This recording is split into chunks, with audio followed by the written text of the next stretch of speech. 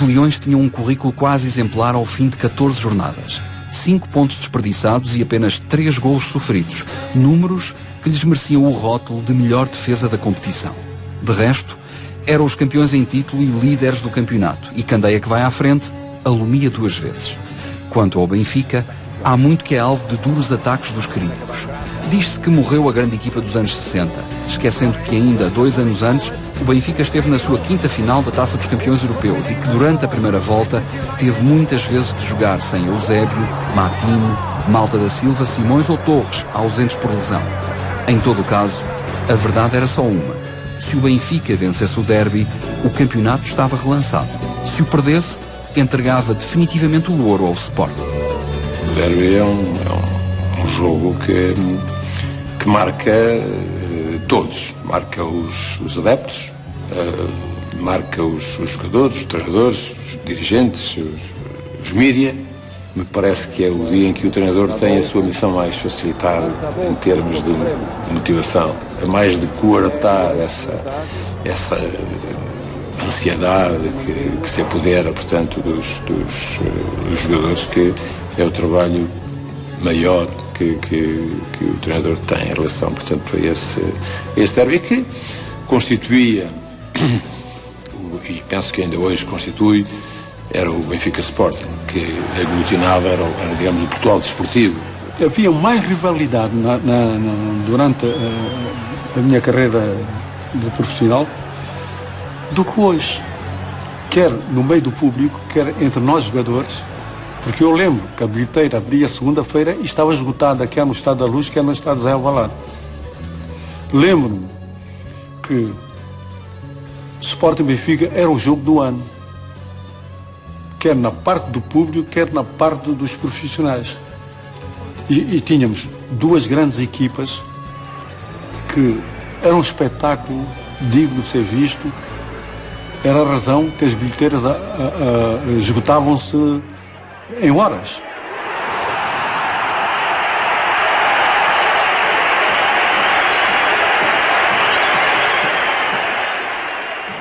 A história não ganha jogos.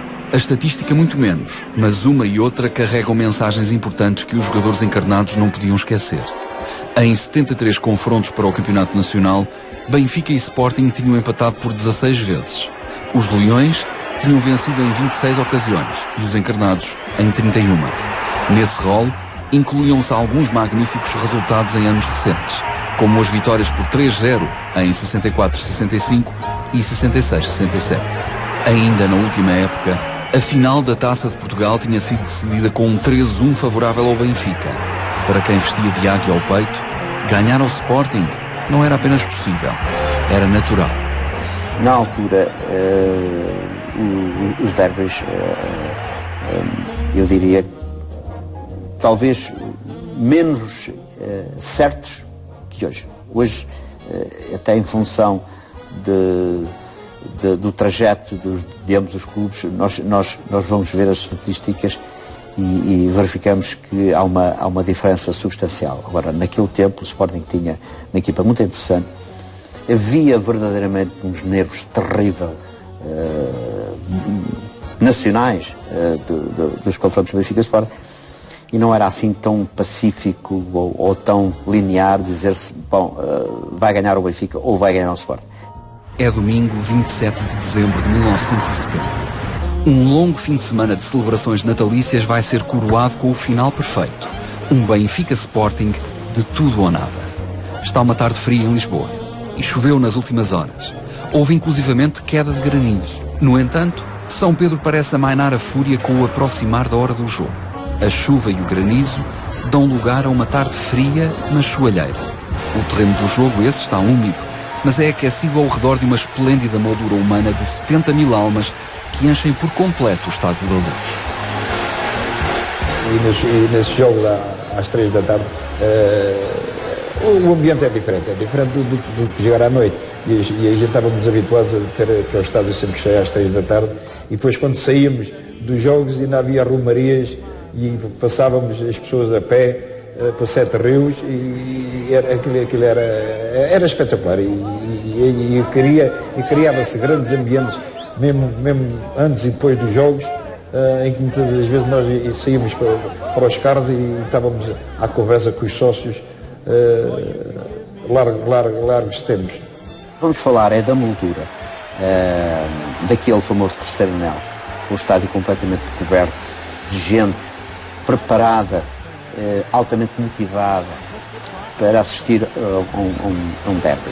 E isto é algo que traduz a grandeza do clube. Quer dizer, não é por acaso que estas coisas acontecem. E de facto, o Estádio da Luz desaparecido, com a designação de inferno, e depois estes momentos exuberantes da equipa com grandes vitórias, fazem uma história lindíssima. O Benfica é diferente porque é grande, é muito grande em espírito, em pessoas, na alma benfiquista, que se ouve falar, e não se ouve falar na alma do Sporting, ou do Benfica, ou do Porto, aliás.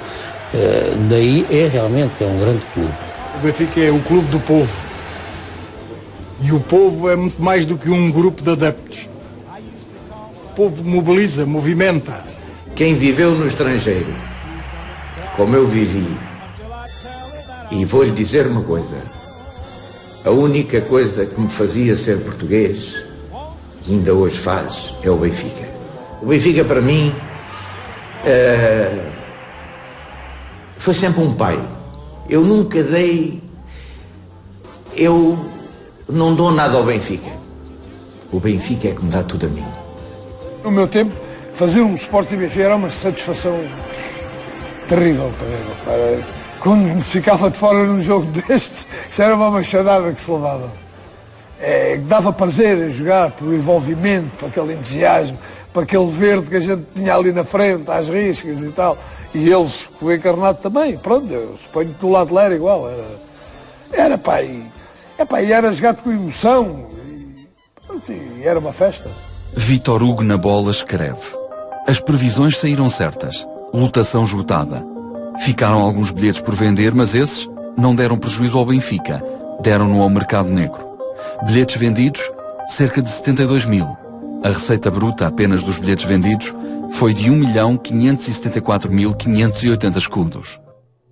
O treinador leonino Fernando Vaz escalou na baliza Vítor Damas, na defesa Pedro Gomes, Alexandre Batista, o capitão José Carlos e Hilário. No meio-campo, Tomé, Fernando Pérez e Manaca. Na frente, Nelson, Lourenço e Diniz. O Benfica de Jimmy Hagan apresenta-se com José Henrique na baliza, Malta da Silva, ainda com uma mão ligada devido à lesão, Humberto Coelho, Zeca e Adolfo. No miolo, Jaime Graça, Matine e o capitão Simões. No ataque, um tridente fantástico composto por Artur Jorge, Nené e Eusébio. O árbitro é o Sr. Fernando Leite, da Associação do Porto, e vai apitar quando forem 15 horas em ponto. O Sport também sempre teve grandes equipas e teve grandes jogadores. E essa equipa era uma delas. Tiveram azar, foi de apanhar o Benfica galvanizado. Há uma equipa a mandar claramente no jogo desde o primeiro minuto. É o Benfica. Jaime Graça, Simões, Nené, Artur Jorge e Eusébio surgem de todas as direções em ataques constantes. José Henrique é pouco mais que um espectador. A defesa atua com solidez e segurança. Humberto Coelho acorre todas as bolas e lança rapidamente o contra-ataque.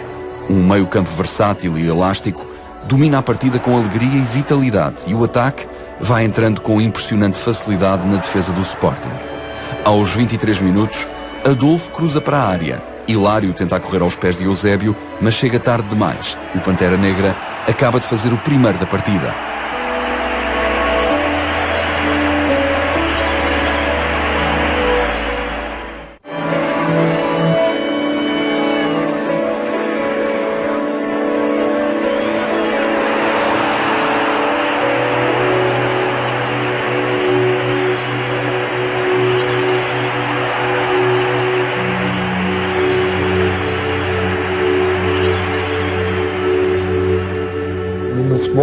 Se correr as coisas, começarem a correr as coisas bem, logo nos primeiros lances, nós começamos ainda a acreditar mais do que aquilo que antes tínhamos pensado. Não é? E isso foi o que aconteceu. Acho que fizemos um gol muito cedo, um ou dois muito cedo, e depois a partir daí foi um galgar em cima do Sporting e não os deixamos respirar de maneira nenhuma e pedimos até, se não fosse o Damas, era um resultado, estou convencido que era um resultado histórico. Ainda ninguém o podia saber, mas depois daquele primeiro golo seria o dilúvio. O Benfica carrega cada vez mais e os Leões parecem perdidos em campo. Aos 31 minutos, Artur Jorge domina a bola, ilude um adversário com uma finta de corpo e remata sem hipótese para Damas. Está feito o segundo.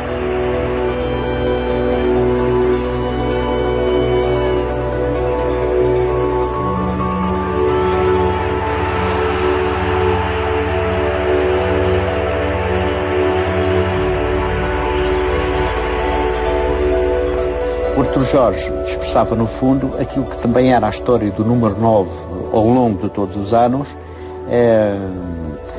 no obter golos pelo Benfica. Portanto, o Artur Jorge tem uma época brilhante, é a sua primeira época.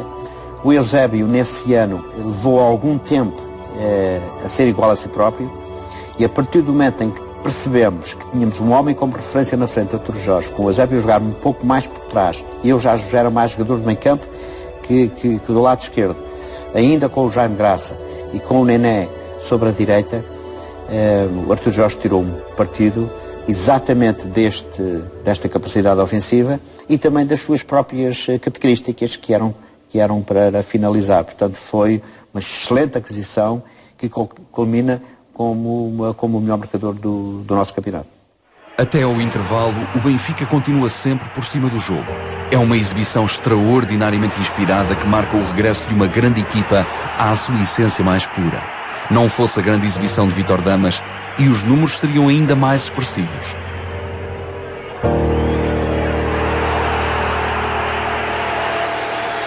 Quando o árbitro apita para o intervalo, os ânimos das duas equipas não podiam ser mais contrastantes. Jogadores e adeptos encarnados estão de sorriso no rosto. Os sportinguistas cabisbaixos, tentando perceber o que é que está a acontecer. Os números no placar apenas pecam por escassos, mas a segunda parte promete. O jogo recomeça com o Sporting apostado em dar uma imagem mais consentânea com a condição de líder, mas os encarnados continuam a dominar em todos os capítulos do jogo. Aos 50 minutos, Jaime Graça liberta-se de todos os adversários que lhe saem ao caminho e entrega para o jovem Nené, que perante uma baliza deserta só tem de encostar. A multidão que se estende do céu no topo do terceiro anel até à flor da relva já não sente o frio da tarde, só o calor da alegria. Benfica 3, Sporting 0.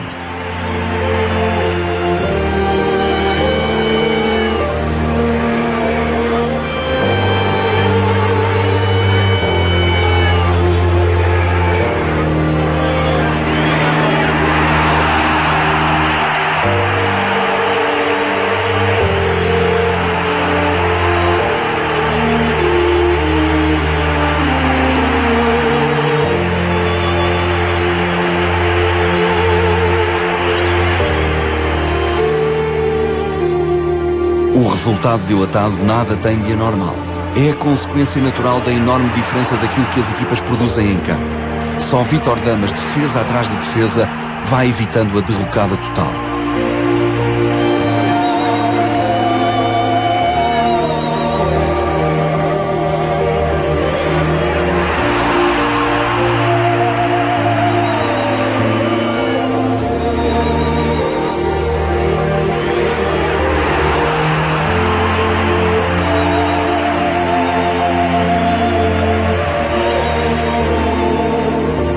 Aos 57 minutos, Nené surge completamente isolado, conduz a bola com serenidade e entrega a Artur Jorge para o ponta de lança empurrar para a baliza deserta. A multidão já quase não tem tempo de se sentar. Numa tarde em que tudo é demasiado fácil, o Benfica cilindra o eterno rival por 4-0. Aurélio Márcio na bola escreve: realmente, o 11 benfiquista fez durante uma hora até à obtenção do quarto golo uma exibição que deve ter agradado e convencido os 70 mil espectadores do Estádio da Luz e mesmo os próprios adversários. Não valia a pena perguntar onde estava o líder do campeonato. Restam 11 atletas perturbados, confundidos. Uma ténue sombra de uma equipa que durou meses e de repente se desmoronou. Depois do 4-0, O Benfica tira finalmente o pé do acelerador e Humberto Coelho decide oferecer um brinde. O jovem central leva a mão à bola dentro da grande área e Fernando Leite aponta a marca de grande penalidade. José Carlos reduz para 4-1, um fraco analgésico para a dor leonina. As legendas das fotografias de António Capela dizem: emotividade a rodos no encontro entre os velhos rivais, principalmente dos golos, inesperadamente muitos, do Benfica. As 3 primeiras imagens oferecem uma sequência de golo, obtido por Nené. Depois, o penalti